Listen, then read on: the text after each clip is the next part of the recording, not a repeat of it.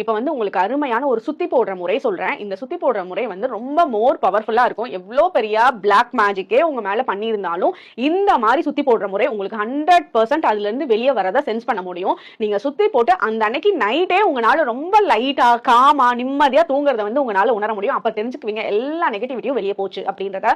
இதுக்கு என்ன பண்ணணும்ன்றத நான் சொல்றேன். முடிஞ்சா உங்களோட வீட்டுல இருக்க எலுமிச்சம்பழம் எடுத்துக்கோங்க. இல்லைன்னா கோயிலுக்கு போயிட்டு சாமிகிட்ட வச்சு எடுத்துட்டு ஒரு எலுமிச்சம்பழத்தை வாங்க. சோ அந்த எலுமிச்சம்பழத்தை ஃபர்ஸ்ட் பாதியா கட் பண்ணிக்கோங்க. அந்த பாதி எலுமிச்சம்பழத்துல 7 கிராம்பு, இந்த மாதிரி 7 கிராம்பை வந்து அந்த எலுமிச்சம்பழத்துல இப்படி குத்தி வச்சிருங்க.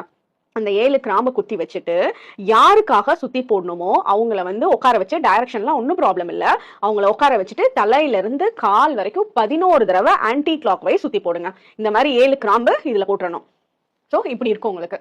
இந்த மாதிரி வச்சுட்டு தலையில இருந்து கால் வரைக்கும் 11 தடவை சுத்தி போட்டுக்கோங்க. நமக்கு நாமே சுத்தி போடுறதுனாலும் போடலாம், இல்ல உங்களோட ஃபேமிலி மெம்பர்ஸ்க்காக சுத்தி போடுறதுனாலும் போடலாம். இந்த மாதிரி இருக்கும். இப்ப அந்த அரை எலுமிச்சம்பழம் இது வந்து ஒண்ணு பண்றீங்க அப்படின்னா இது ஒருத்தருக்கு. இப்ப அந்த ஒரு எலுமிச்சம்பழத்துல மீதி ஹாஃப் இருக்குல்ல, அது இன்னொருத்தருக்கு. ஒன்லே எல்லாத்துக்கும் பண்ண முடியாது. ஸோ இதை ஃபுல்லா சுத்தி போட்டுட்டு இதை அடுப்புல வச்சு எரிச்சிருங்க.